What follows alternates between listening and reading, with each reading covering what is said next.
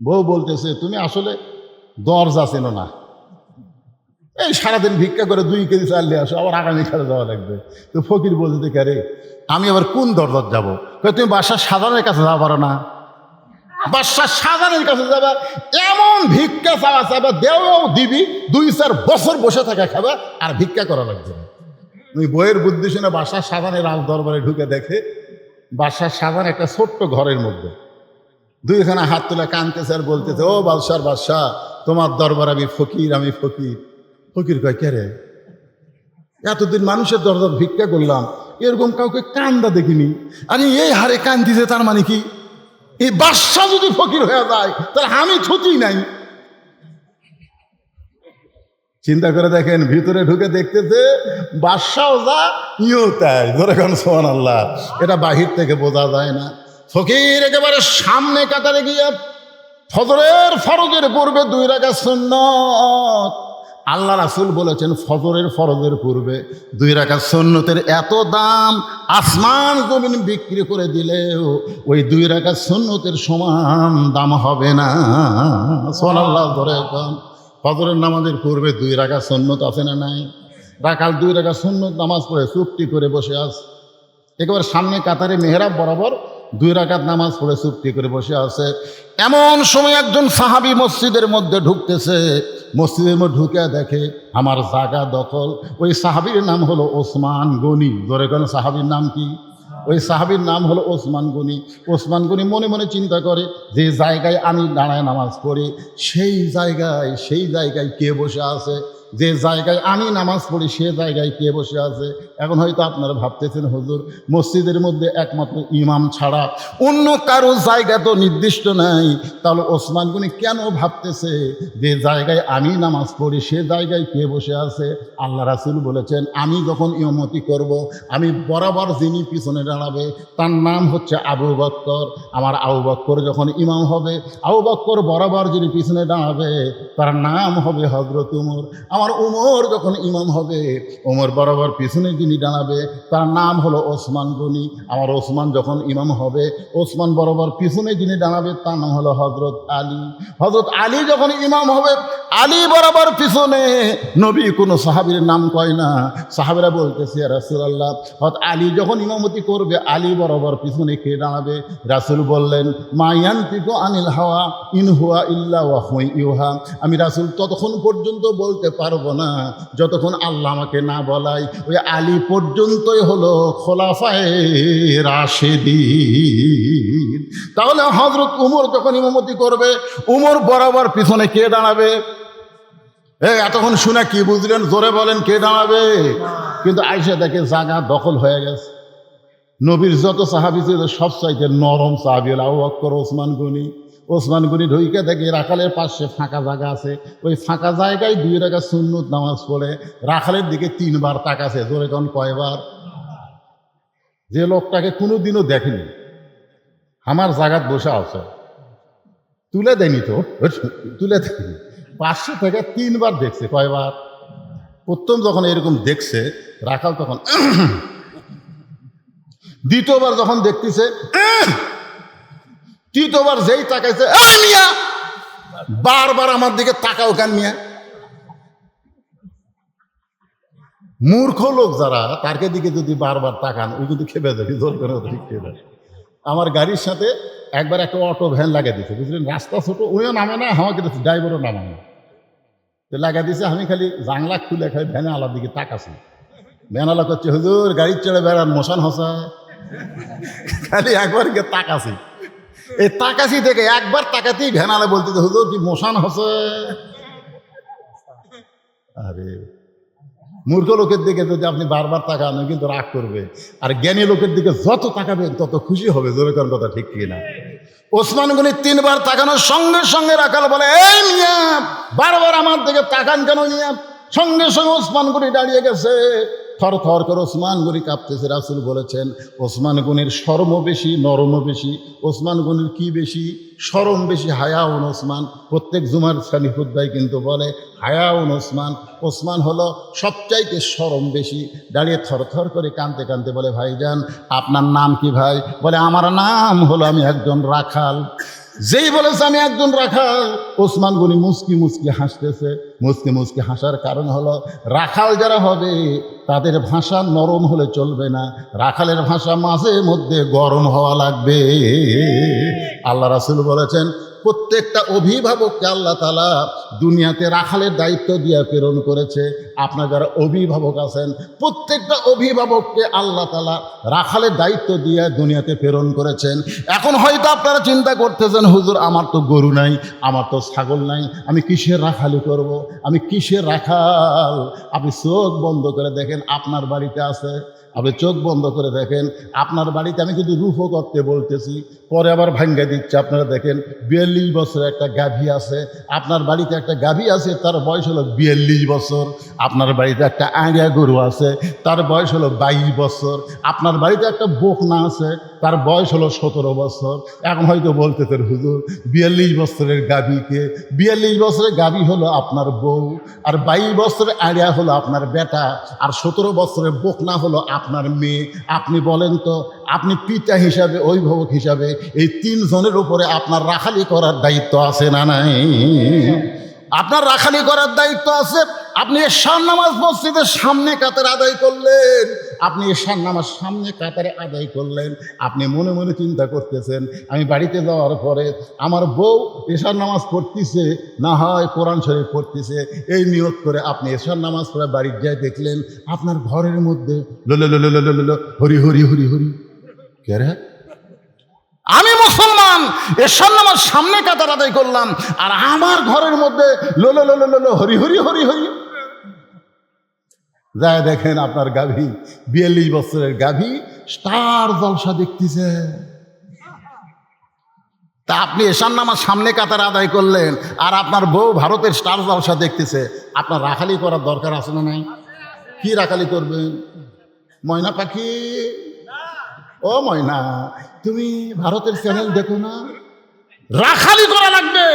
আপনার গাভী যদি গরু যদি অন্যদিকে যায়, আপনি কি বলবেন? বাবা গরু ওইদিকে আবাদ আছে, বাবা ওইদিকে যাস না। ওইরকম গরু বাবা গরু কোলে হবে, এই গরু হাতত লাঠি লেখে, এই গরু, আর এক ধাপ দেখবেন গরু আবার ফিরে ঘাসের দিকে চলে আসবে। আপনার বউ ভারতের চ্যানেল দেখতেছে, আপনি কি ভাই মান তাশাব্বাহা বিকওমিন ফাহুয়া মিনহুম। আল্লাহ রাসূল বলেছেন যে যাকে অনুসরণ করবে তার সঙ্গে হাসর হবে। বাংলাদেশের চ্যানেল বাদ দেন, তুমি ভারতের চ্যানেল দেখতেছো।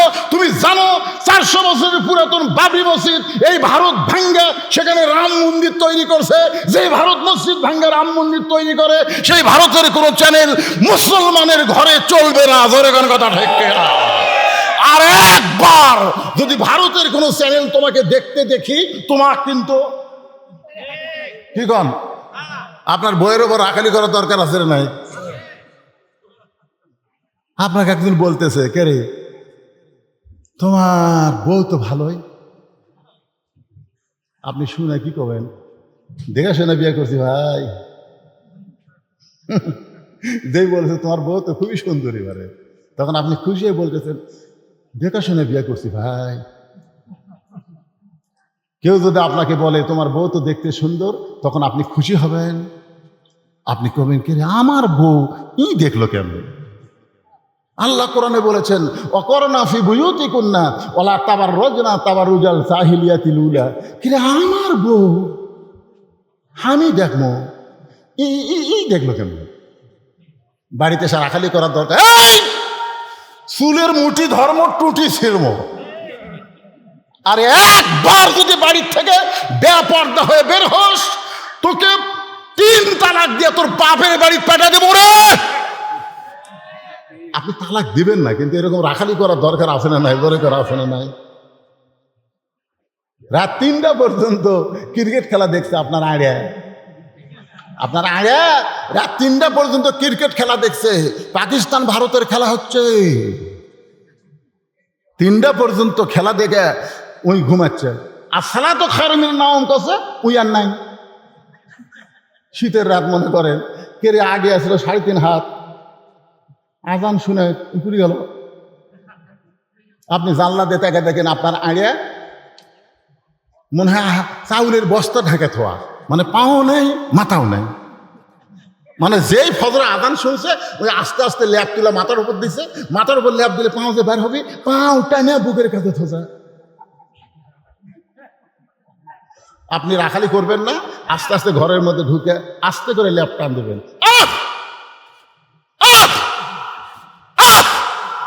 3বার আহা হা করে চিল্লে উঠলে বেটাকে, আব্বা কি হয়েছে? বলে ল্যাপের মধ্যে তোর সাইজ আর সকালবেলা সাইড থেকে কুত্তার সাইজ একই সাইজ রে, একই সাইজ। তুই আমার বেটা না কুত্তা? কেরে ফজরে আজান দিয়েছে, আজান শোনার পরে আর সালাতো খায়রুল শোনার পরে তুই ঘুম পাড়িস? মুসলমানের বাচ্চা 7 বছর থেকে নামাজের তালিম দেওয়া লাগবে, 10 বছর থেকে জোর করে নামাজ ধরাতে হবে। জোরে কোন কথা ঠিক না? তাহলে আপনার আড়ের উপর আপনার রাখালি করার দরকার আছে না নাই? আপনার 17 বছরের বুক না, আপনার মেয়েটাকে আপনি ভালোবাসবেন, এত ভালোবাসবেন। আল্লাহ রাসূল তার মেয়েদেরকে খুব ভালোবাসতেন। একদিন ঘরের মধ্যে ঢুইকা দেখে 9 বছরের ফাতেমা হাতের মধ্যে ছুরি দিয়া মুচকি মুচকি হাসতেছে। মাত্র 9 বছরের ফাতেমা হাতের মধ্যে ছুরি দিয়া মুচকি মুচকি হাসতেছে। আল্লাহ রাসূল আর ঘরের মধ্যে ঢুকলেন না, নবী ঘর থেকে বাইরে আসলেন। ফাতেমা চমকে গেল, যেই বাবা ঘরের মধ্যে ঢুকে আমাকে মা মা বলে আদর করে, আজকে সেই বাবা কেন ঘরের মধ্যে ঢুকলো না? ফাতেমা বারান্দায় এসে দেখে নবীর চোখ দিয়ে দর দর করে পানি পড়তেছে। ফাতেমা বলে, বাবা কি দুঃখ আপনার মনে, আপনি কেন কাঁদতেছেন? রাসূল বলে, ফাতেমা যে দুনিয়াতে সাজবে মা, আল্লাহ তার আখিরাতের শ্বাস কমায়া দিবে। বলার সঙ্গে সঙ্গে ফাতেমা হাতের চুরি খুলে মাটির থাইলা দিলেন। নবী দৌড়ে গিয়া ওই চুরি 2টা করে আমার পকেটের মধ্যে ঢুকাই দিলেন। ফাতেমা বলে, বাবা যেই চুরি হাতে দেওয়ার কারণে আপনি বারান্দায় কাঁদতেছেন, আমি সেই চুরি ফাইলা দিলাম, আপনি কেন পকেটের মধ্যে ঢুকাইলেন? নবী বললেন, ফাতেমা এই চুরি আমি যত্ন করে রাখবো মা, একদিন তোর নাকে নাকের ফুল পরায় দিব, একদিন তোর কানে কানের দুল পরায় দিব, একদিন তোর গলাত মালা পরায় দিব। ফাতেমা বলতেছে, কবে কবে? আল্লাহ রাসূল বললেন, যেদিন তোমার বিবাহ হবে। ও ফাতেমা, মেয়েরা কেবলমাত্র একজন ব্যক্তির জন্য সাজতে পারবে, সেই ব্যক্তি হলো তার স্বামী। স্বামী ছাড়া অন্য কোনো পুরুষের জন্যে নারীরা সাজতে পারবে না। তাহলে আপনার মেয়েকে বুঝাতে হবে, মা তুমি পর্দার মধ্যে থাকো, তোমাকে যখন বিয়ে দেব ওই স্বামীর জন্য তুমি হাই হিল পরবা, কিলকিল করবা, কিন্তু স্বামী ছাড়া অন্য কারোর জন্য তোমার চেহারা দেখানো যাবে না। ফাতেমা তুমি কি মনে করেছো তোমার বাবা বিশ্বনবী বলে তুমি জান্নাতি? কখনো মনে করো না মা, বিশ্বনবীর মেয়ে বলে আল্লাহ তোমাকে জান্নাত দেবে। জান্নাতে যদি যাবার চাও তাহলে জান্নাতের আমল করে তোমাকে জান্নাতে যাইতে হবে। ফাতেমা বলে, বাবা জান্নাতে যাওয়ার কি আমল করা লাগবে? রাসূল বললেন, মাত্র 4টা আমল করবা। 1 নম্বর আমল হলো 5 ওয়াক্ত নামাজ পড়বা। 2 নম্বর আমল হলো রমজান মাসে বছরে 1 মাস রোজা রাখবা। 3 নম্বর আমল হলো স্বামীর কথা মতো চলবা। আর 4 নম্বর আমল হলো সতীত্বের হেফাজত পর্দা করবা। এই 4টি আমল যদি করতে পারো মা, আল্লাহ খুশি হয়ে 8টা জান্নাতের দরজা খুলে দিবে। ওসমান গনি মুসকি মুসকি হেসে বললেন, ভাইজান কোনোদিন আপনাকে সামনে কাতারে দেখি নাই তো, আজকে দেখতেছি, এই জন্যই 3বার তাকাতে। ভাই রাখাল বলতেছে, আমি বারান্দাত নামাজ পড়ি, আমার সামনে কাতারে আসার দরকার কি? কিন্তু আজকে আসছি খালি দেখার জন্য। দেখা হয়ে গেলে এই কষ্ট করে বারান্দা ছাড়ে, আরামের জায়গা ছাড়ে এই সামনে আসবো, খালি আজকে দেখাটা হয়ে যাক, চলে যান। ওসমান গনি বলতেছে, আপনি আজকে আসে আজকেই দেখবেন, সেই গ্যারান্টি আপনার কে দিল? আজ কয়েক বছর হলে সামনে কাতারে নামাজ পড়ি, এখন পর্যন্ত আমার দেখা হলো না, আর আপনি আজকে এসেই দেখবেন, এই গ্যারান্টি কে দিল? রাখাল বলে, আমার চোখের পাওয়ার ভালো, আমি অনেক দূর পর্যন্ত দেখবার পাই, আর এটি থেকে দেখাবো না। ওসমান গনি বলে, ভাইজান আজ কয়েক বছর হলে সামনে কাতারে নামাজ পড়ি, এখন পর্যন্ত দেখতে পাই না। রাখাল দেখতে চাই হযরত ওমরকে, আর ওসমান গনি দেখতে চাই নামাজের মালিক আল্লাহকে। আল্লাহ রাসূল বলেছেন, কিতাবুল ইহসান, বুখারী শরীফ 1ম খণ্ডে, আনতা আবুদুল্লাহ কাআন্নাকা তারাহু ফাইন লাম তাকুন তারাহু ফাইন্নাহু ইয়ারাকা। জোরে আল্লাহু আকবার। কেউ যদি আল্লাহর ইবাদতের মধ্যে শামিল হয়, ইবাদতের মালিক আল্লাহকে দেখতে হবে। যদি দেখা সম্ভব না হয় আল্লাহ তাকে দেখতেছে, এই বিশ্বাস তার কলিজার মধ্যে আসবে। ওসমান গনি বলে, ভাইজান কয়েক বছর হলে সামনে কাতারে নামাজ পড়ি, এখন পর্যন্ত দেখবার পাই না। রাখাল বলতেছে, তাহলে তুমি আমার হাত ধরো। রাখাল বলতেছে, তাহলে তুমি আমার হাত ধরো, আমি নিজেও দেখব এবং তোমাকেও দেখায় দেব। সুবহানাল্লাহ বলেন। দেখেন কত বড় কথা, তুমি আমার হাত ধরো, আমি নিজেও দেখব এবং তোমাকেও দেখায় দিব। এমন সময় আল্লাহর কোরআন ওসমান গনির সামনে এসে বলতেছে, ইয়া আইয়ুহাল্লাযীনা আমানুত্তাকুল্লাহা ওয়া কুনু মা'আস সাদিকিন। আয়াতের বাংলা অর্থ জানেন? আল্লাহ বলতেছেন, যারা আমাকে বিশ্বাস স্থাপন করেছো, আল্লাহর ভয় যদি কলিজার মধ্যে রাখতে চাও তাহলে সত্যবাদীদের সাথী হও। আপনার বলেন তো, এই বাংলাদেশে যারা কোরআন নিয়ে আন্দোলন করে, কোরআনের হক কথা বলে, তারা সত্যবাদী না মিথ্যাবাদী? তাহলে কার সাথে হওয়া লাগবে? এখানে বলতেছে অকুনু মা'আস সাদিকিন, তোমরা সত্যবাদীর সাথে হও। ওসমান গনি চিন্তা করতেছে, নিজের যোগ্যতায় দেখবার পাইনি, কিন্তু আজকে এমন একজন পাচ্ছি, সে নিজেও দেখবে এবং আমাকেও দেখাবে, এই জন্য হাতটাও ধরিছে ভাই। সেই ভাবে কিছুক্ষণ পর যখন নামাজের সময় হয়ে গেছে, নামাজের সময় মানে জামাতের সময়, নামাজের সময় মানে কি, কিছুক্ষণ পর যখন জামাতের সময় হয়েছে, এমন সময় মুয়াজ্জিন আকামত দেওয়া শুরু করেছে। মুয়াজ্জিন যখন আকামত দেয়, সঙ্গে সঙ্গে ওমর ফারুক মসজিদের মেহরাবের মধ্যে ঢুকতেছে। এখন আপনারা চিন্তা করেন, ওমর ফারুক মসজিদের মেহরাবের মধ্যে ঢুকলো, এটা কি মসজিদের দরজা দিয়া ঢুকলো? দরজা দিয়া ঢুকে নাই, কারণ কোরআনের আইন যখন চালু হবে, প্রত্যেকটা ইমাম মানে একটা এলাকার নেতা হবে। যত বড় মসজিদ সে তত বড় নেতা হবে। ধরে এখন সুবহানাল্লাহ। এই জন্যে ওই মেহরাবের সাইডে একটা ঘর করা হবে, ওই ঘরের মধ্যে ইমাম সাহেব অপেক্ষা করবে। যেই মাত্র মুয়াজ্জিন আকামত দেবে, সঙ্গে সঙ্গে মেহরাবের মধ্যে হযরত ওমর ফারুক ঢুকে গেছে। রাখাল খালি চোখ দেয় এরকম, ওসমান গনি কিন্তু হাত ধরে আছে, আর এক হাত দেয়। কে রে? এরই সাথে না আমার দেখা হলো। যেই মাত্র মুয়াজ্জিন সাহেব বলেছে কদ কামাতিস সালাহ, কদ কামাতিস সালাত, সঙ্গে সঙ্গে রাখাল আল্লাহু আকবার। রাখাল যেই মাত্র আল্লাহু আকবার বলেছে, ওসমান গনি রাখালের হাতটা ছাড়া দিস। ওসমান গনি হাতটা ছাড়া দিয়ে বলে, ভাই ইমাম যখন ভুল করে তখন মুসল্লি লোকমা দেয়, এখন পর্যন্ত আকামতি শেষ হয় নাই, আর তুমি আল্লাহু আকবার লোকমা দিলা। রাখাল বলতেছে, এই জন্যই তো তুমি কানা, দেখ পারেছে তুমি দেখবার পাও না, আমি কি জন্যে লোকমা দিলাম মিয়া তুমি জানো না, এই জন্যই তো তুমি কানা। এত বছর হলে সামনে কাতারে নামাজ পড়ো, তুমি দেখবার আসা দেখবার পাও না, আমি কি জন্যে লোকমা দিলাম মিয়া তুমি জানো না। সঙ্গে সঙ্গে দ্বিতীয় কাতারে একজন সাহাবী দৌড়ে এসে রাখালের হাতটা ধরে হ্যাঁচকা টান দিয়ে বলে, পাগল, তুমি তাকে কানা কানা বলতেছো, এই মহামানবকে তুমি চিনো? তুমি যাকে কানা কানা বলতেছো, তখন পর্যন্ত যে তোমার হাতটা ধরেছিল, এই মহামানবকে তুমি চিনো? রাখাল বলতেছে, আমি বারান্দায় নামাজ পড়ি, আমি ভিতরের কাউরে চিনি না। সাহাবী কান্দে বলে, পাগল রে, যেই মানুষটা তোমার হাত ধরে এতক্ষণ ছিল, যে মানুষটাকে তুমি কানা কানা তিরস্কার করতেছো, এই মানুষটা হলো নবীর ডাবল জামাই ওসমান গনি। যেই মাত্র বলেছে নবীর ডাবল জামাই ওসমান গনি, রাখাল ছোট বাচ্চার মতো কান্দার বলে, এই জন্যই তো আমি ভিতরে ঢুকবার চাই না। নবীর দামি দামি সাহাবীর মধ্যে আমি রাখাল কেমনি ঢুকবো? কিন্তু ওই পথিক আমার সর্বনাশ করছে।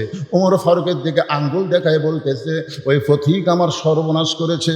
ওই পথিক আমার কইছে, ওমরকে যদি দেখবার চাও তাহলে ফজরের নামাজ সামনে কাতারে আদায় করা লাগবে। আমি ফজরের নামাজ সামনে কাতারে আদায় করতে আইসা উমরকে না পাইয়া ওই পথিককেই যখন মেহরাবের মধ্যে দেখতে পাই, তখন আল্লাহু আকবার লোকমা দিয়া ওই পথিককে মেহরাব থেকে আমি সরাই দেব। ওই জায়গায় হযরত ওমরকে আমি এক নজর প্রাণ ভরে দেখতে চাই। ওসমান গনি কান্দে বলে, রাখাল ভাই, তুমি যারে পথিক পথিক বলতেছো, তিনি হলেন হযরত ওমর। গাছের গোড়া কাটলে গাছটা যেমন পড়ে যায়, রাখাল তেমনি মেহরাবের মধ্যে পড়ে ছোট কাটা মুরগির মতন ছটফট করে বলতেছে, আমির আল মুমিনিন, আমি আপনাকে তওবা পড়াইছি, আমি আপনাকে মুনাফিক কইছি, আমি আপনাকে ভণ্ড কইছি, এত কথা বলেছি আমির আল মুমিনিন, এই অধম রাখালকে আপনি কিছুই বলেন নাই।